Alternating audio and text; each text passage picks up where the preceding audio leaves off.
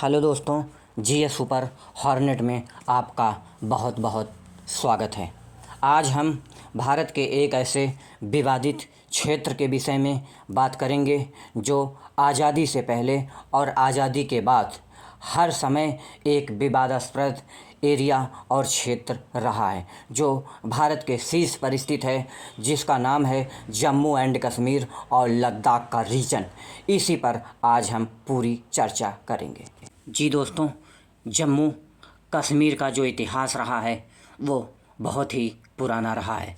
जैसा कि आपको मानचित्र में दिखाई दे रहा है, जो नीचे का बीच वाला पार्ट है जो पीले रंग में, वो भारत द्वारा शासित है, और जो बाएं साइड में ऊपर की तरफ है हरे रंग में, वो पाकिस्तान का एरिया है, जो पाकिस्तान ने ज़बरदस्ती भारत के इस क्षेत्र को कब्जा कर रखा है। और लाल रंग में जो एरिया है वो चीन द्वारा शासित है।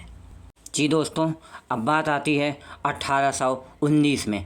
1819 में सिख संप्रदाय के एक राजा रणजीत सिंह ने पंजाब, बलूचिस्तान और अफ़गानिस्तान का एक बहुत बड़ा हिस्सा जीतकर अपने साम्राज्य में मिला लिया था। लेकिन कुछ समय बाद जब इनकी मृत्यु हो जाती है, उनके मृत्यु के पश्चात अंग्रेज़ों ने इस क्षेत्र को जीतने की पूरी कोशिश की, और 1846 वो साल था जिस साल अंग्रेज़ों ने जम्मू कश्मीर के साथ साथ पंजाब राज्य को भी जीत लिया और भारत के इस राज्य को अंग्रेज़ी साम्राज्य के अधीन कर लिया।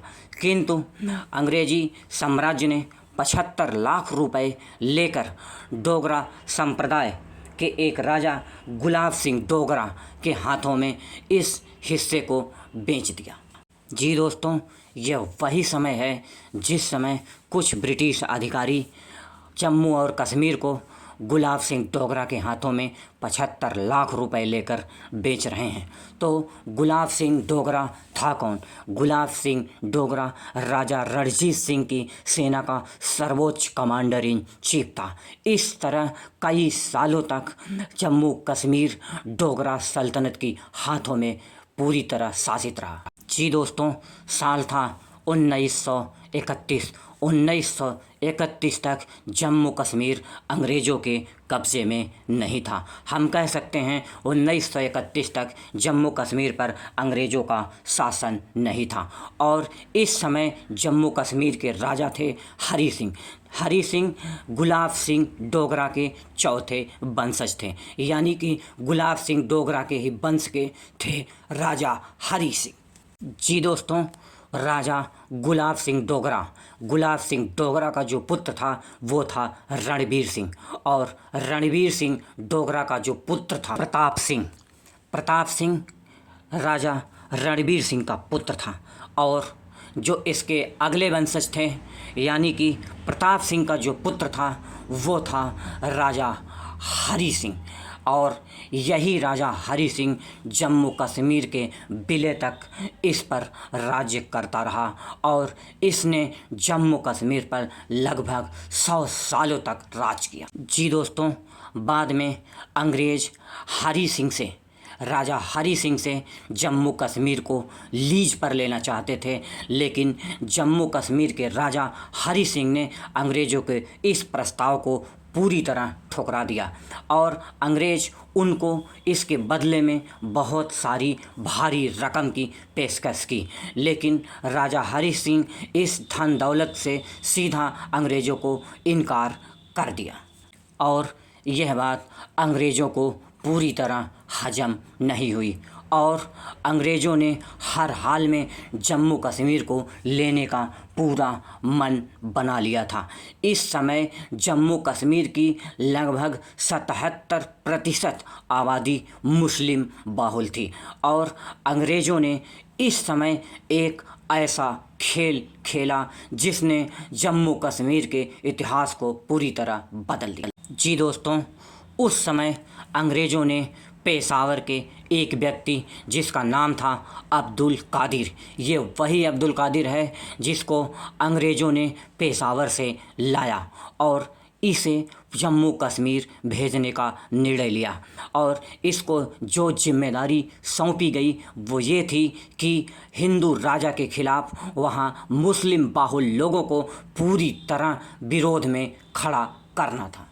जी दोस्तों, अब्दुल कादिर ने जम्मू कश्मीर में जाके ठीक वैसा किया जैसा अंग्रेज़ों ने उसे बताया था और वह पूरी तरह वहाँ की मुस्लिम बाहुल जनता को हिंदू राजा हरि सिंह के खिलाफ करने में पूरी तरह सफल रहा। लेकिन जैसे ही ये बात हरि सिंह को पता चला, हरि सिंह ने पुलिस भेजकर अब्दुल कादिर को गिरफ्तार करवा के उसे पूरी तरह जेल में डाल दिया। जी दोस्तों, अब दिन आया 31 जुलाई 1931 को, जिस समय अब्दुल कादिर के केस का दिन था। उस दिन जम्मू कश्मीर के कुछ लोगों ने भीड़ में इकट्ठा होकर अब्दुल कादिर को छुड़ाने के लिए पथराव करना शुरू कर दिया, जिसके कारण पुलिस की मौजूदगी में उन सभी प्रदर्शनकारियों को भगाया गया। ये पत्थरबाजी की प्रक्रिया आज भी भारत में उसी तरह देखी जाती है,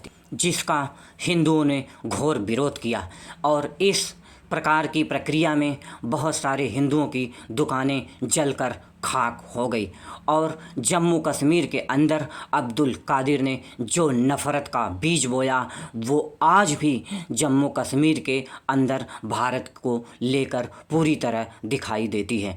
आज भी पत्थरबाजी की वही प्रक्रिया भारत के इस जम्मू कश्मीर इलाके में दिखाई देती है। जी दोस्तों, इसी कड़ी में आगे जाकर जम्मू कश्मीर में भयानक दंगे हुए और वो साल था सन 1931 और इस 1931 के दंगों में शामिल जम्मू कश्मीर के लोगों को गिरफ्तार कर जेल में डाल दिया और उसी गिरफ्तारी में एक व्यक्ति था जिसका नाम था शेख अब्दुल्ला।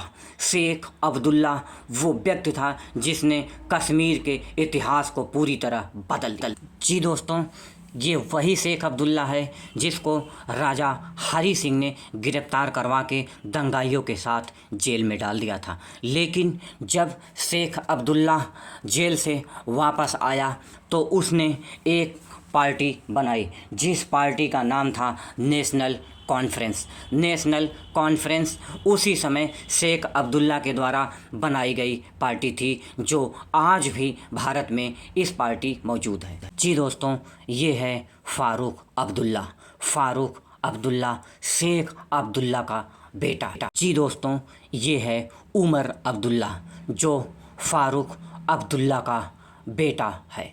जी दोस्तों, अब बात आ जाती है भारत की आज़ादी का। भारत 1947 में पाकिस्तान के बंटवारे के साथ आज़ाद हो जाता है और इसी के साथ सरदार वल्लभ भाई पटेल देसी रियासतों के एकीकरण के काम में पूरी तरह बिजी हो जाते हैं और जम्मू कश्मीर का राजा हरि सिंह ये तय नहीं कर पा रहा था कि हम पाकिस्तान की तरफ विलय हों या भारत की तरफ, और वो इसी सोच में पड़ा था। ठीक इसी समय जम्मू कश्मीर के नेशनल कॉन्फ्रेंस के लीडर शेख अब्दुल्ला ने राजा हरि सिंह को एक पत्र लिखा और उस पत्र में शेख अब्दुल्ला ने हरि सिंह को ये विश्वास दिलाया कि हम आपके साथ पूरी तरीके से खड़े हैं और जो भी व्यक्ति जम्मू कश्मीर के ख़िलाफ़ या विरोध में बात करेगा हम उसके ख़िलाफ़ रहेंगे और आपका साथ पूरी तरीके से देंगे जम्मू कश्मीर के लिए। और इस पत्र के मिलते ही राजा हरि सिंह शेख अब्दुल्ला द्वारा किए गए सभी कारनामों को पूरी तरह भूल गया और अब वो जम्मू कश्मीर को एक अलग राष्ट्र बनाने का स्वप्न देखने लगा और स्वतंत्र रूप से जम्मू कश्मीर पर राज्य करने की योजना बनाने लगा और विलय के सभी रास्तों को भारत या पाकिस्तान के दरवाजे पूरी तरह से बंद कर दिए। जी दोस्तों, इसके तुरंत बाद शेख अब्दुल्ला ने उस समय भारत के तत्कालीन प्रधानमंत्री पंडित जवाहरलाल नेहरू से मुलाकात की और इस लंबी मुलाकात के बाद पंडित जवाहरलाल नेहरू ने जम्मू कश्मीर के विलय संबंधी सभी अधिकार सरदार वल्लभ भाई पटेल से अनिश्चित काल के लिए वापस ले लिए और जम्मू कश्मीर का विवाद पंडित जवाहरलाल नेहरू खुद देखने लगे। जी दोस्तों, अब समय आता है 22 अक्टूबर 1947।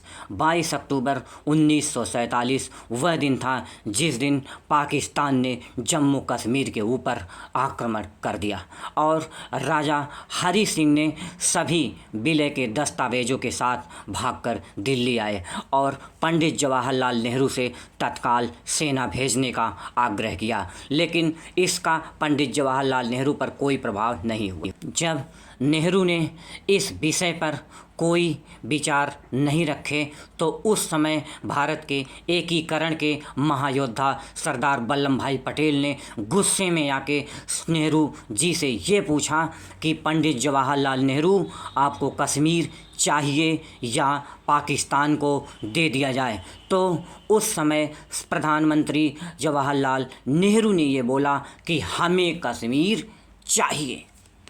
इसी के तुरंत बाद सरदार वल्लभ भाई पटेल ने उस समय फील्ड मार्शल मानिक शाह को बुलाया और जम्मू कश्मीर पर सैन्य कार्रवाई करने का आदेश दिया और जवाहरलाल नेहरू से कोई परमिशन नहीं लिया और फील्ड मार्शल मानिक शाह ने तुरंत जम्मू कश्मीर पर सैन्य कार्रवाई करने का आदेश दिया और भारतीय सेना जम्मू कश्मीर पहुंच गई।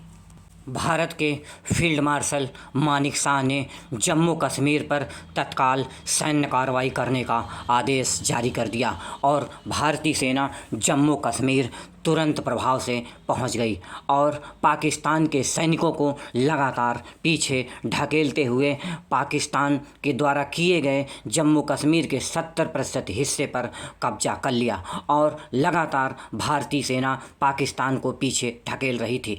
तभी भारत के इस इतिहास में एक अपूर्व व्यक्ति की एंट्री होती है जिसका नाम है लॉर्ड माउंटबेटन। लॉर्ड माउंटबेटन के कहने पर ये मामला यूनाइटेड नेशन संयुक्त राष्ट्र संघ पहुंच गया और संयुक्त राष्ट्र संघ के द्वारा दिए गए फैसलों को पंडित जवाहरलाल नेहरू ने मान लिया और तत्काल जम्मू कश्मीर पर सैन्य कार्रवाई रोकने का आदेश दिया और ये सैन्य कार्रवाई रुक गई और जहां पर पाकिस्तान की सेना रुकी थी वो पाकिस्तान अधिकृत कश्मीर के नाम से पीओके बना और जहां तक भारतीय सेना रुकी थी वो भारत का जम्मू और कश्मीर का हिस्सा कहलाया। इस तरीके से भारत के काफ़ी बड़े हिस्से पर आज भी पाकिस्तान का पूरी तरह कब्जा है और वो पीओके के नाम से जाना जाता है, जैसा कि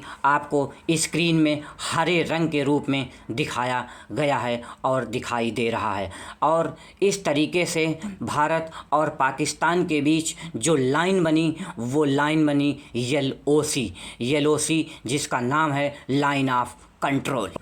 जी दोस्तों, जिस समय जम्मू कश्मीर राज्य का भारत में विलय हुआ उस समय वहाँ का जो प्रधानमंत्री था वो मेहरचंद महाजन था और वहाँ का जो राजा था वो था हरी सिंह।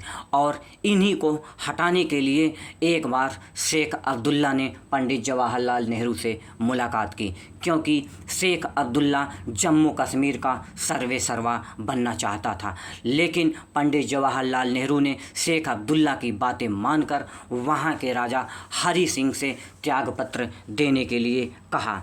यानी कि राजा हरी सिंह ने मई 1949 में जम्मू कश्मीर से अपनी गद्दी सहित अपने सभी पद को छोड़ दिया और पंडित जवाहरलाल नेहरू को त्यागपत्र देकर मुंबई चला आया और 100 साल के अपने राज्यकाल को छोड़कर मुंबई आ गया और दोबारा जम्मू कश्मीर नहीं। जी दोस्तों, इस प्रकार पंडित जवाहरलाल नेहरू की मदद से शेख अब्दुल्ला जम्मू कश्मीर का सर्वे सर्वा बन गया। लेकिन शेख अब्दुल्ला पंडित जवाहरलाल नेहरू के भरोसे नहीं रहना चाहता था, क्योंकि पंडित जवाहरलाल नेहरू आज हैं कल नहीं रहेंगे, ये शेख अब्दुल्ला भली भांति जानता था। और शेख अब्दुल्ला ने जम्मू कश्मीर को एक विशेष राज्य का दर्जा देने के लिए केंद्र सरकार यानी कि पंडित जवाहरलाल नेहरू को ब्लैकमेलिंग करना शुरू किया और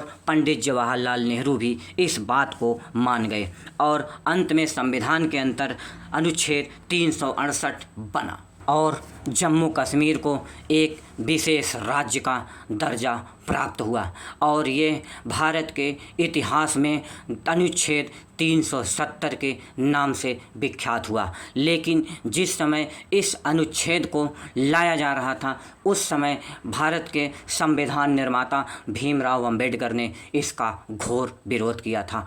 इस प्रकार जम्मू कश्मीर का इतिहास यहीं ख़त्म होता है। थैंक यू, धन्यवाद। अगर ये मेरा वीडियो आपको पसंद आए तो आप चैनल को लाइक करें, शेयर करें, सब्सक्राइब करें ऐसे रोचक जानकारी के लिए।